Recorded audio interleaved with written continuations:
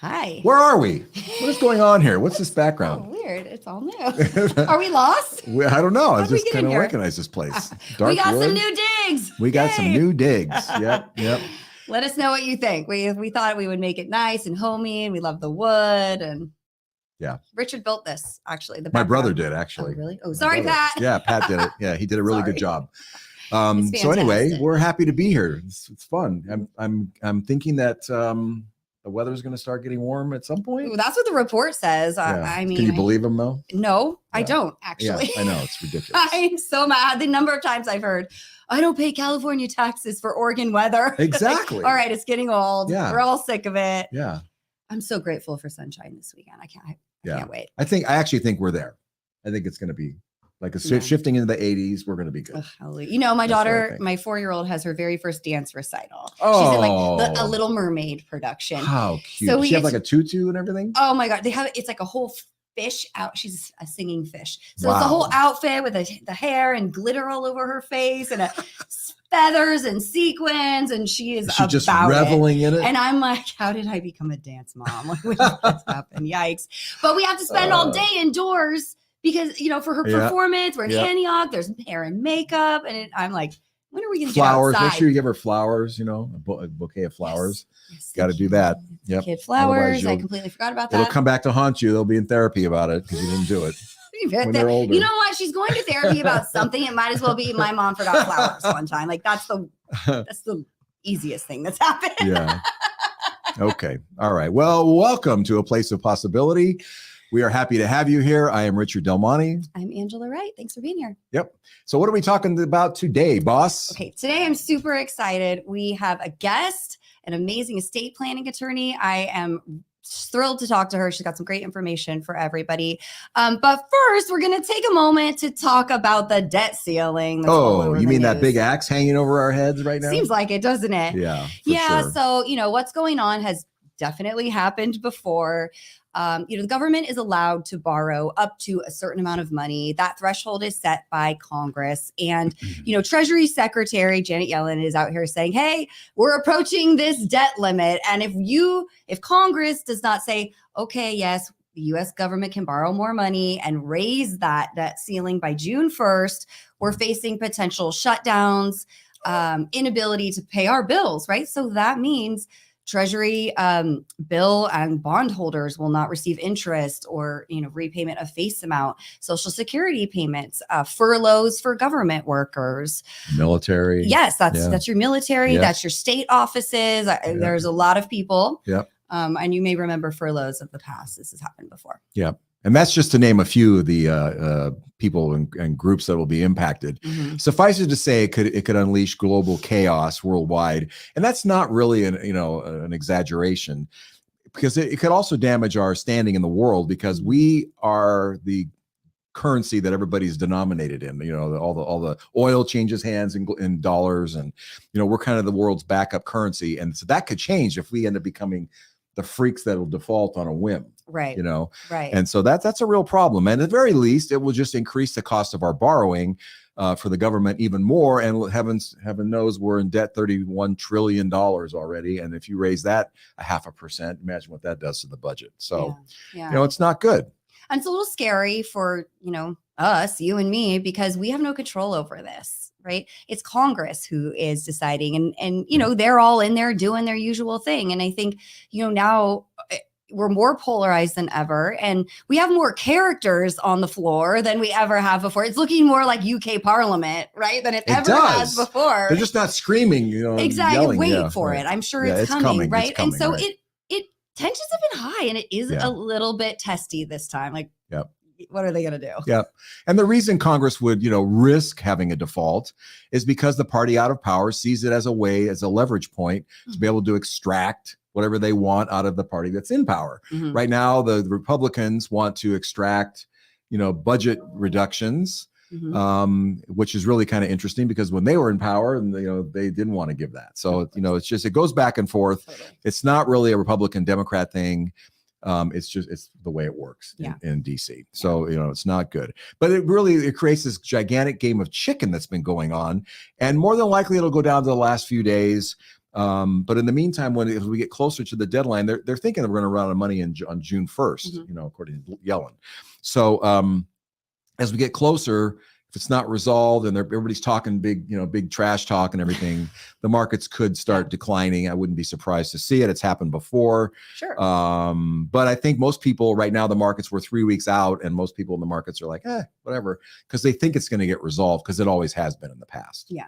Yeah. Fingers crossed. Right. And so, of course, the media is going to have an absolute field day with. They get 3 weeks of just premium content to scare the living daylights out of you, sell the heck out of that ad space. Like, this is the best thing to ever happen, to bloggers, people like us, right? The chattering class is what they're called. Talk about. And investors are sitting here going, well, should I do something before it gets really bad? Like, what do I do? Right. Which is why we encourage our clients to actually think about their investments as a bright spot of relief in an otherwise unmanageable world. Because of all the things you cannot control, your investment portfolio is something that you can call your own shots in.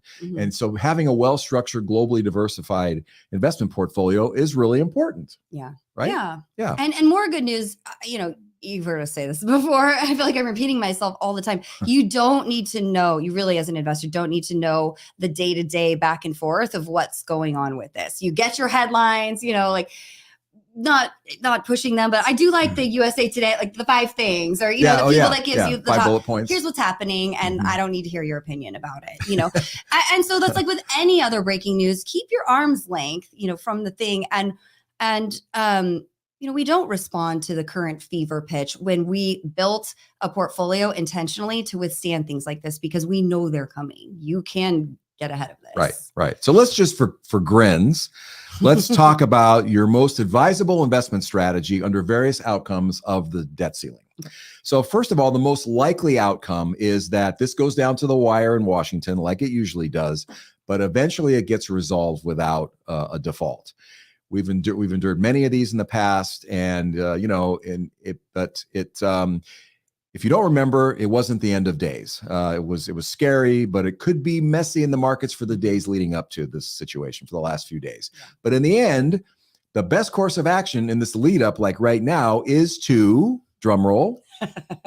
I bet you can guess what I'm going to say if you've been watching for any length of time. I have no idea. Staying invested in your carefully constructed, globally diversified investment portfolio structured for your personal financial goals and risk tolerances. Right.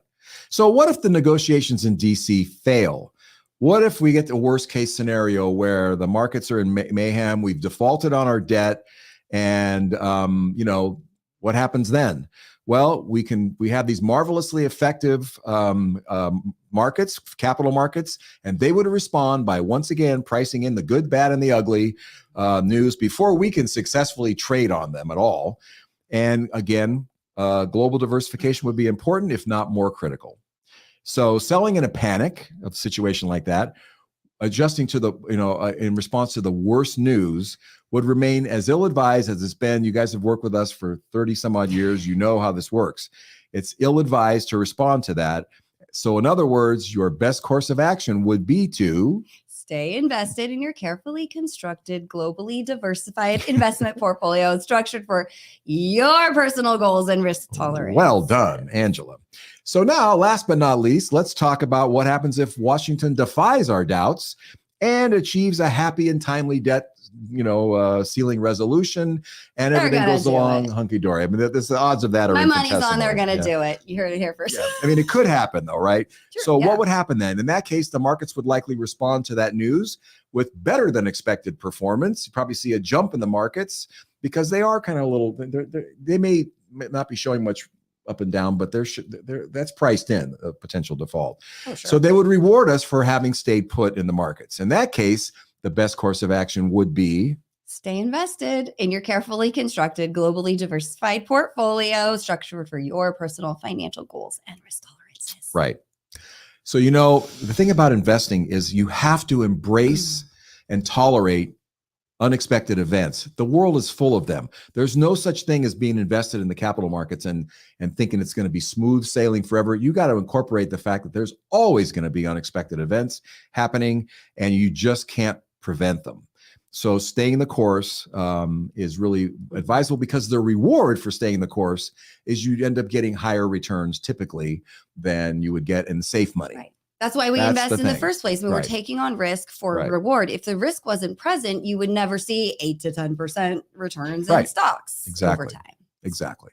Thank you. So that's that. If you're worried about this in your own portfolio, please give us a call. We're happy to talk to you about it and calm the fears and get into more detail. And see what if you may have some specific things going on that we're happy to work with you on. Yeah, for sure. Okay. On to more exciting, the good stuff. Yes. Yeah, All right. We are so excited to welcome Kelly Balamuth, an estate planning attorney located right here in Moraga. Her focus includes family protection, wealth preservation, and values-based planning, as well as planning strategies for unmarried couples and divorced individuals. Kelly graduated from UC Davis School of Law and joined her father's practice in Orinda in the same year, eventually taking over the practice and continuing to serve our local community. She has been named a super lawyer every year for over a decade and one of the top 50 women attorneys in Northern California by Super Lawyers for multiple years. Wow. I know, right? It keeps going. Hold on. Gets better. Avo.com has rated her a superb attorney with a 10 out of 10 rating. She is a member of the Wealth Council, a national organization of trust and estates attorneys, and other legal, tax, and business professionals who design sophisticated planning techniques for individuals and families. We are so lucky to have Kelly here today. Welcome to A Place of Possibility. Thank you for joining us. Thanks for having me. How are you doing today? I'm doing great. Awesome. I'm worried about the debt ceiling, but I'm otherwise. You weren't before we started talking. Everything was fine until we got on here. You actually calmed me down a little bit. So thank you. Oh, well, that didn't do it. Shoot. Well, so Kelly, I think we all know by now we need an estate plan. And I think the big question most people have is, when do I start one? What should be triggering me to re-examine my plan once I have one? And I think some of them will be kind of surprising to our viewers. You know, we're talking about things like marriage, birth or adoption of a child, or a new family member, a divorce, a retirement, a death, a shift in assets, or maybe a move to a new state or country. Yeah. New country. I mean, after this debt ceiling conversation, right? I don't know. Yeah.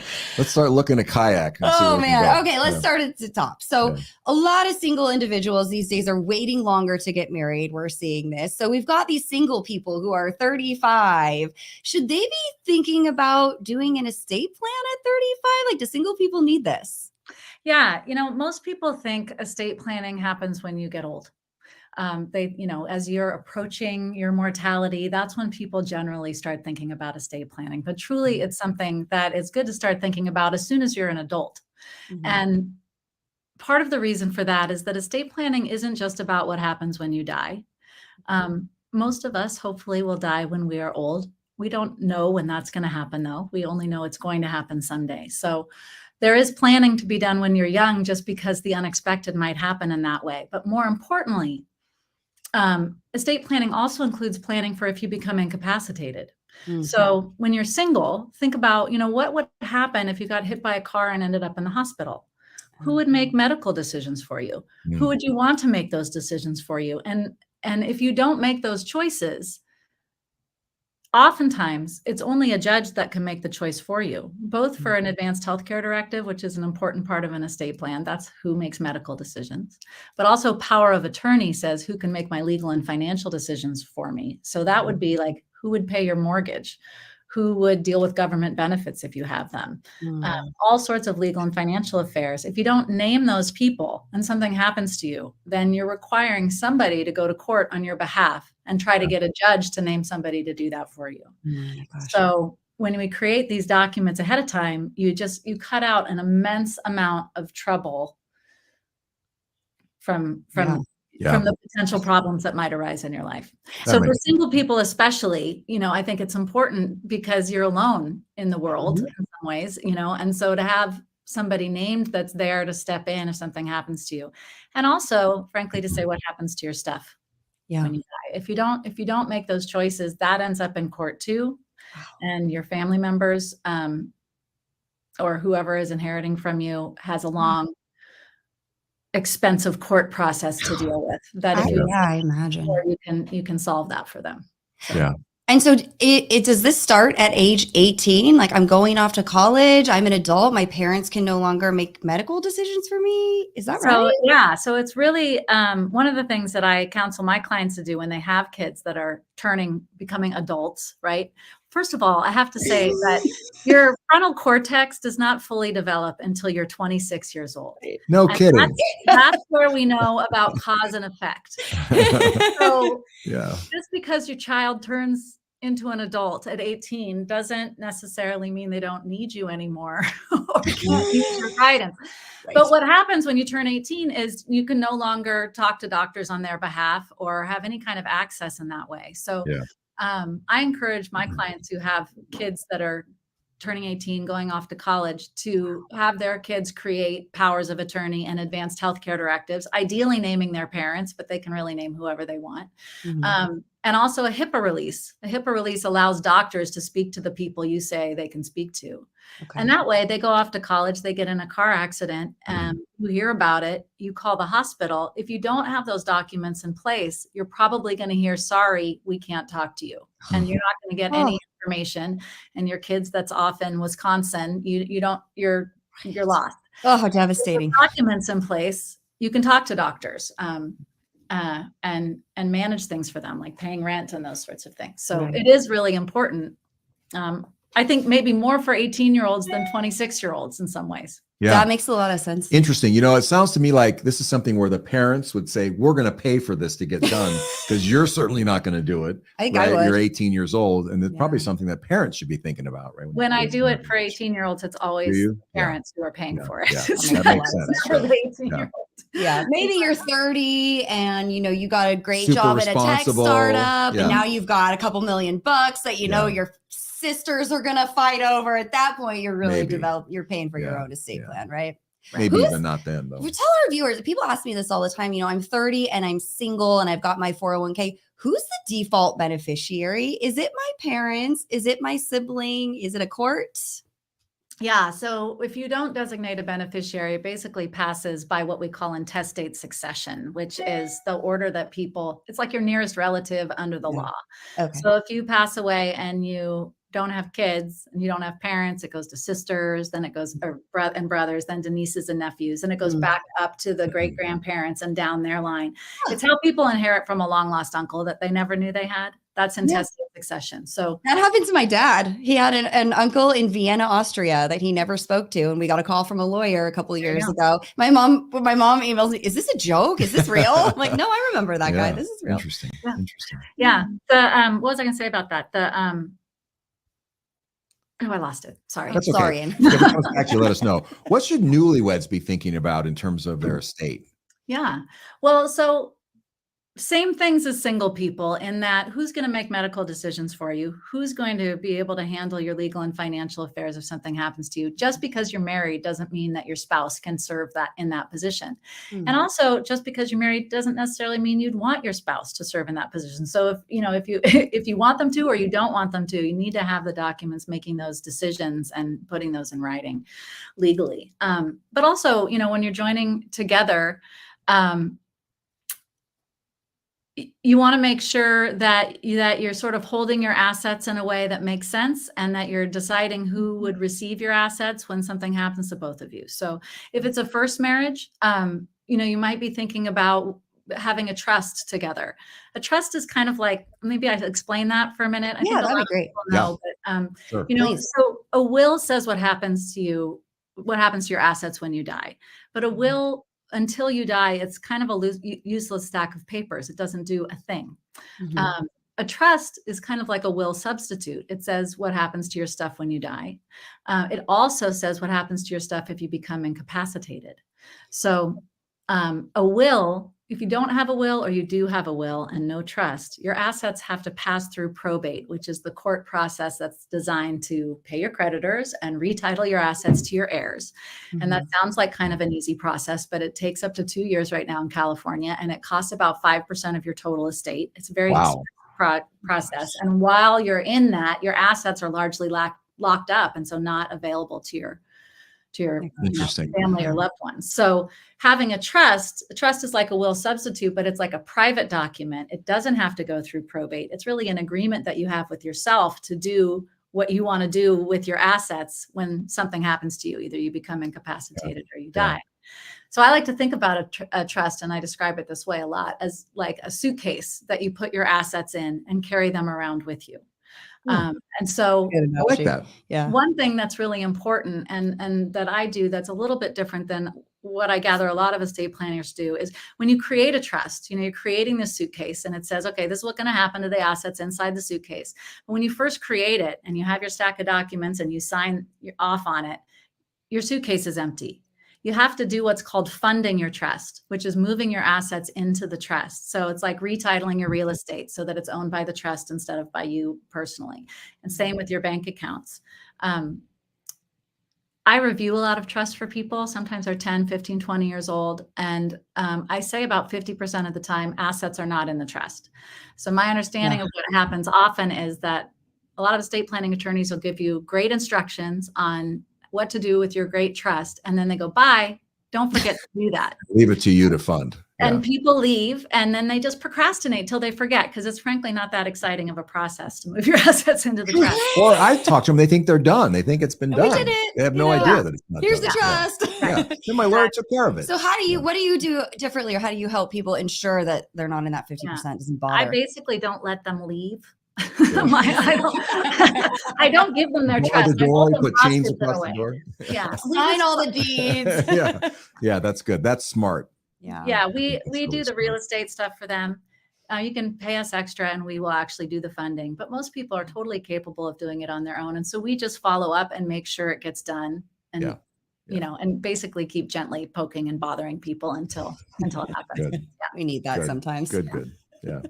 Well, speaking of marriage, I'm always going to ask this question, my favorite topic. What about premarital agreement? Why would you ask that? Should people do them? Why would that be important? Like, is it only when one partner is super duper wealthy and the other is super duper poor? Or would there be other reasons for doing prenup? I've seen people do them when both have assets, usually it happens with second marriages. Less likely with first marriages. With first marriages, if you, a lot of times people want to leave their child something, but not their child's spouse something. And when you inherit something while you're married, it's your separate property. So if you give something to your daughter when you die, it's hers alone. And as long as she doesn't mix it up with her husband's stuff, it stays separate. So when people have second marriages with kids from first marriages, they've got blended families.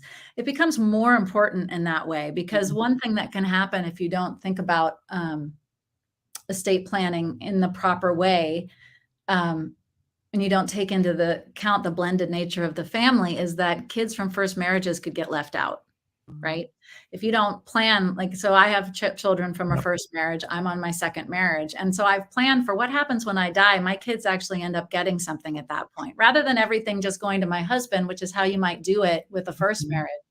And he has the same. So it just makes sure that people aren't forgotten, And so prenuptials are often used to make sure that the assets stay on the side of the family where they're supposed to stay. That makes a lot of sense. Smart. Yeah. So speaking of weddings, what after that, what comes next is children. Often, first comes love for some comes the people. baby. So what impact does that have on your estate planning when children come along? Yeah. Well, a variety of things. I mean, obviously you probably want to change who your heirs are. If you were leaving money, to your mom or your siblings or something, now you have a new person to think about. How you leave the money to them. If you're creating an estate plan, perhaps you have a trust that leaves money to your child, but your child's 2. And if something happens to you next year, you probably don't want them getting a $2 million check, or, and they can't get a $2 million check because they're 3. What could go wrong? Right. My 7-year-old would do really well with $2 million. Let me tell you, the Lego Ninjago sets would be all over the house. Right. It'd be great for the economy, I think. It would be. It probably would be really great for Toy Story. Yeah. Yeah. But so you can structure in a trust how kids receive money. You can either say this is held in trust for them, and it can be held in trust for them for life in a way that they can grow the money over time and become eventually the trustee of their trust, and, build sort of like a legacy, build it over time. Or you can say, okay, when my child reaches this particular age, they receive their inheritance. Some people say, you get a third when you're 25, a third when you're 30, a third when you're 35, giving the child sort of a couple attempts to blow it, but still have something left. So, and those are ages that can be picked by who's ever doing it. But more importantly, when you have kids, it's time to name guardians. If something happens to you and you haven't named who will take care of your kids, then it's for a court to decide. And if, who knows what a court will do. Even when you name guardians, it's not for sure that the court will appoint the guardian that you name, but it's much more likely. And obviously, if you name somebody, they give a lot of deference to that. So naming long-term guardians for your kids is really important. It's something that's, some people struggle with. It's like, who do you name? Who doesn't burden somebody, and I have a process I take people through that actually really clarifies it.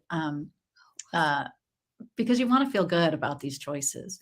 The other thing that I think is really important, and something that I do at my firm, I think it's a little bit unusual, is I actually put together an entire kids protection plan that includes not only naming long-term guardians, but also naming short-term guardians. I call them first responders, because if you think about a situation where, let's say you go out to dinner with your spouse and you leave your kid home with the high school babysitter and you don't make it home.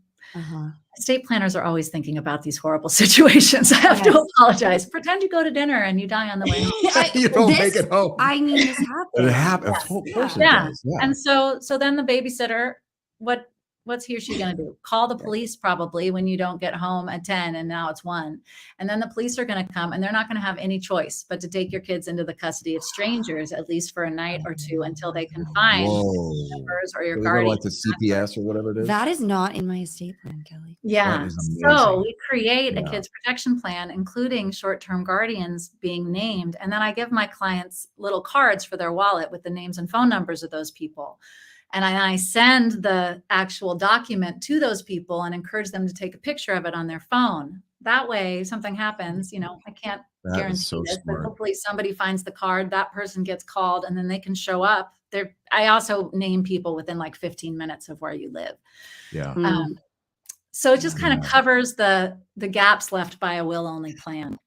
Yeah. So in that situation, Kelly, when the parents die and they leave children, do you name a guardian, but what about, does the successor trustee just stay on forever and manage the money for those kids and make sure that the guardians have money, or do you appoint a guardian over the money too? Yeah, exactly. The guardians and the trustees are separate. They can be the same person, but if they're not the same person, then the trustees managing the trust and the guardians are taking care of the children.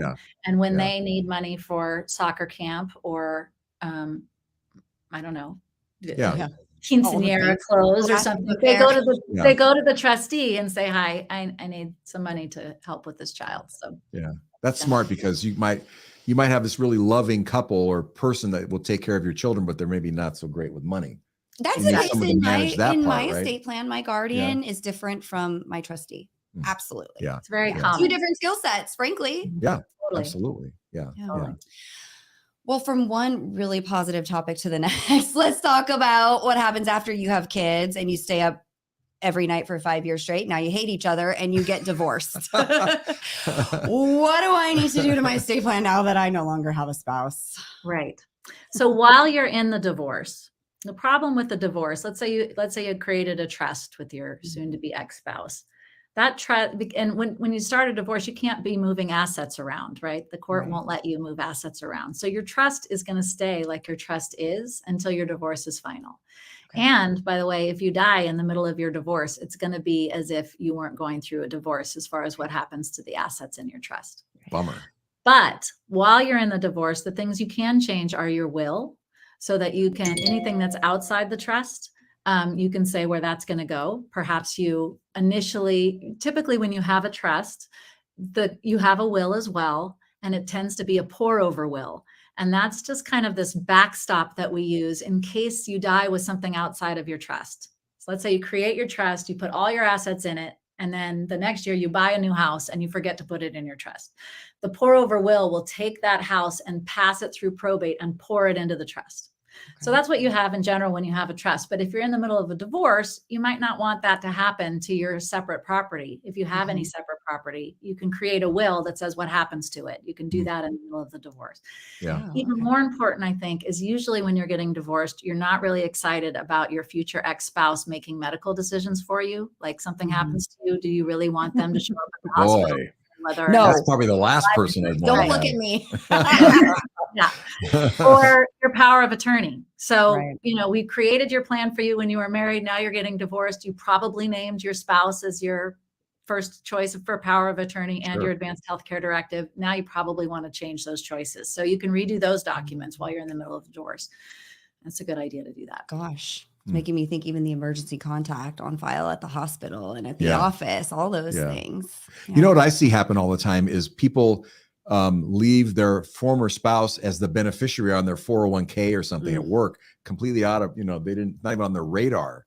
And then they die. And So then Kelly, what's the ex-spouse is precedent? Like, getting it. I'm divorced. I've redone my estate plan, but I accidentally left my ex-husband as the Benny on my 401k. Does my new trust win, or does my Well, 401k so listen? when we create the trust, we create that suitcase and we put the real property in it and we put bank and brokerage accounts in it and we actually put personal property in there as well. We don't put retirement or life insurance in the trust. Those get dealt with beneficiary designations. When I'm working with people, I'm working with all of those things because I want to make sure the beneficiary designations are working properly as well. So your beneficiary designation, it happens the way it happens. So if it says my ex-spouse is my beneficiary, that's who's going to get your stuff. Go change it. It's very important to redo those. And also that brings up another thing having to do with kids. Something I see people do all the time, which is a big mistake, is to name minors as beneficiaries for retirement or life insurance. You don't want to ever have a minor on there. Because they're going to end up having to go to court, and then there's going to have to be somebody put in charge of those funds. It's not going to be your trustee because it's outside the trust.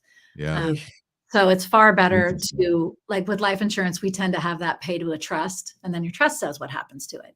So Interesting. Thank you. So this one surprised me. What is it about retirement that triggers a review in an estate plan? I didn't see that one coming. Yeah, I mean, it's really just moving on with life. I mean, so for all of my clients, I reach out every 3 years. I basically send an email that says, has any of this long list of things happened in your life? Have you gotten married? Have you gotten divorced? Have you bought a house? Have you retired? Have you, lost a loved one? All of those things. And I check in with them about the law, because really estate planning, a lot of people want it to be just to do it once and forget it thing, where you do it, you throw it in a drawer, and then it lives there for 20 years. Look at it 20 years or something. Yeah, exactly. The problem is that, it needs to all work together over time. So oftentimes when we do a review, you don't need to make any changes at all. But retirement is just one of those other spots where we, want to look at everything. How are your assets held? Are your, retirement assets, now that you're starting to take, required minimum distributions or the like, do you need to change how they're being held? Who the beneficiaries are? Retirement, like just the act of actually retiring, it doesn't, you're not, oh, now I have to do guardians, or now I have to, there's not a new thing you necessarily need to do. It's just a really good time to check in, make sure it's all still working with your goals. I think it's especially a time when your assets are moving around. Like maybe you had an employer stock program at your employer that you moved into a brokerage account when you retired at Charles Schwab. And then you didn't put that brokerage account in the name of your trust. Like you could see that happening. Yeah. Interesting. So basically it's just trying it on to see if does this trust still fit me? Or like, does this shirt still fit me? Okay. Exactly. That makes sense. Okay, exactly. Good. Have you gained weight? Yeah, right. Hopefully you gained wealth. Right. All right. So, moving on in the circle of life. Now, my spouse has passed away. We retired, we traveled. It was wonderful. And now another passed away. And I know there's a lot of things that need to happen in an estate transition. That's for another show. What do I now need to go back and do? Like, he's listed as a trustee on my trust. What do I do? Right.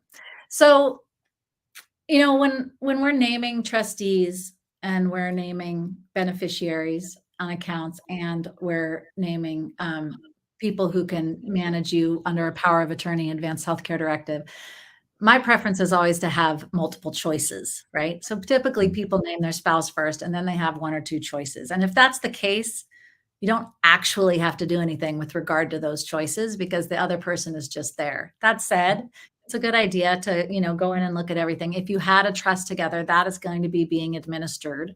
And then usually when you have a trust, it says, okay, when my spouse dies, these assets stay in trust for me in a particular way. And so it's a matter of making sure that that is coming into being, the new way that you're going to be holding the assets. But also, you might want to be making changes to who your choices are. It's just it's not like a house on fire kind of situation as long as you have other people listed. Yeah. So yeah, when your spouse dies, again, it's a good idea to check in and make sure it's all Okay. People ask us this all the time. It's the Joe and Jane Smith Living Trust. Joe passes away. Does Jane Smith need to change the name of the trust at all? Or can Jane Smith keep on going with Joe's name in there and Joe listed as a trustee? People ask this all the time. It really depends on what the trust says. Lawyer if the answered. Yeah, I know. Sorry. It Lawyer, depends. it depends. I was waiting for it. How many times a day do you say that? No, we got really far in this show without hearing it depends. I'm proud. Yeah. So, typically the foundational estate plan that we're preparing for people, if they're not doing like advanced tax planning or the like, it includes what's called a revocable trust, also known as revocable. And that's a trust that's really flexible. There's three like hats that are worn with regard to any trust. There's the grantor, it's also known as the settlor, and that's who makes the trust. And then there's the trustee, that's who's like the boss of the trust, managing whatever's in there. And then there's the beneficiary, that's who receives the benefits of the trust. And while you're alive, when you create a revocable trust, you wear all three of those hats. You're the one who created it, you're the trustee, and you're the beneficiary. And because of that, it's really flexible. You can make changes to the trust. You can move assets in or out of it. There's like no limitations in how you interact with it.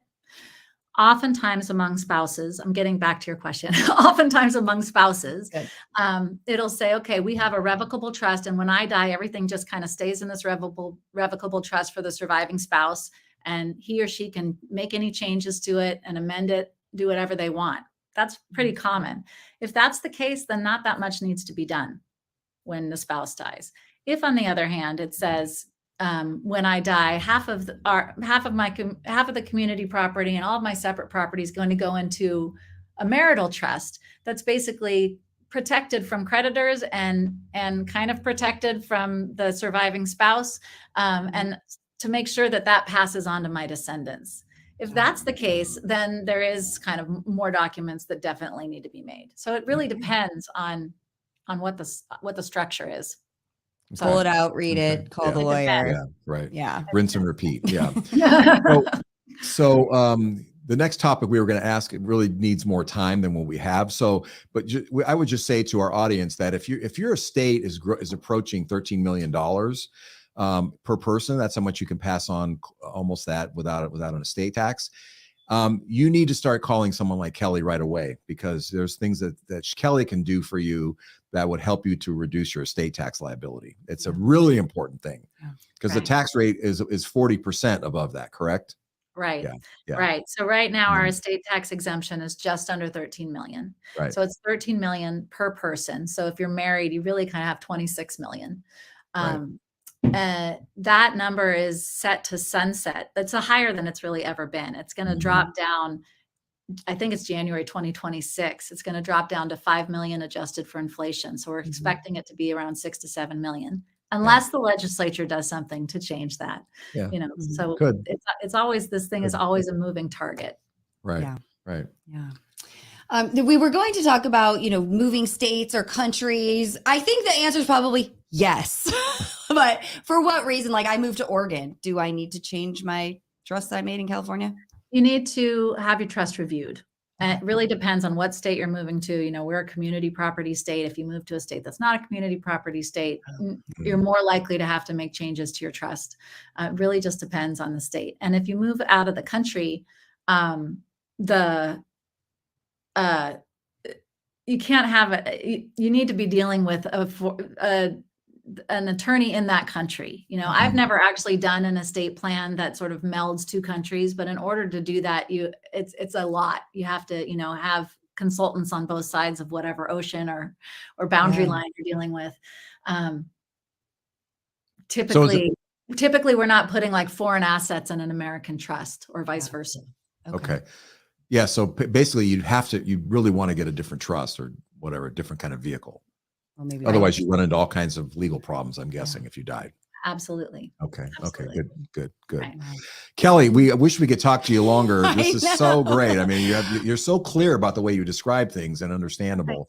I think our audience is really going to appreciate it, and we're going to cut this up into little reels and stuff. And Anything, it'll be really useful. Kelly does something that I haven't seen other estate planning attorneys do, and I think it would be great for our listeners to know. Can you talk a little bit about what you do from the legacy piece, where you're interviewing the? Oh yeah. Thanks for asking me. Yeah, thanks for asking me about that. We're more than our stuff. You want your estate plan to deal with your assets in a perfect way. You don't want there to be any problems with that, but it really doesn't take into account that, your real legacy. Nobody's mom dies and then they take their will and frame it and put it next to their bed to remember your mom died. Like, that's not what happens. So I better hide mine now. I try to acknowledge that with my clients, the ones who let me, and most do. I do a videotaped interview with them at the end of our process. We talk about their values, their stories, their experiences, their kids, if they have them, and it just becomes, I tell most people, like, ideally you'll look at this in 10 years and marvel at how young and beautiful you were, but if you're not there, it's a really nice thing to leave behind. It's just a little piece of you, really. I wish I had that for That's really great. Grandparents I've lost. Really That really would be great. priceless. So stay on with us for a minute after we close, okay? We'd like to talk to you. Thank you so much, Kelly. We really appreciate it. For those of you that are listening, Kelly Balamuth can be reached at 925-254-1234. I can't believe you got that phone number. Ever. You are so lucky. That is a good one. And your website is lamarindalegal.com. Right. Okay. See, I still got it. Call me old guy all the time. Occasionally. Kelly, thank you so much for being here. Thank you. Thanks for having me. It's been great. Okay, everyone, that wraps it up for today. As always, if you have questions or comments, you can send them to us at info@aplaceofpossibility.com. We also love topic ideas. Send those over. If you want to book an appointment with us to review, maybe you're worried about the debt ceiling, we'd be happy to chat with you. Yeah. You can click on the link to schedule a meeting with us, either on your screen or the show notes.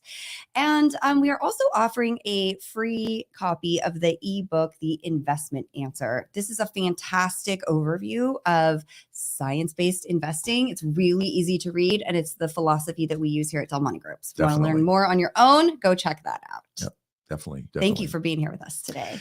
Yes. So thanks very much. We look forward to seeing you in 2 weeks. And we have another guest then, don't we? I think so. I think so too. We don't know who it is. Check right it. No, we do. Someone knows somewhere. Anyway, thank you very much for being with us. And remember, until next time, you're invested and so are we. We appreciate you. Thanks a lot. Take care.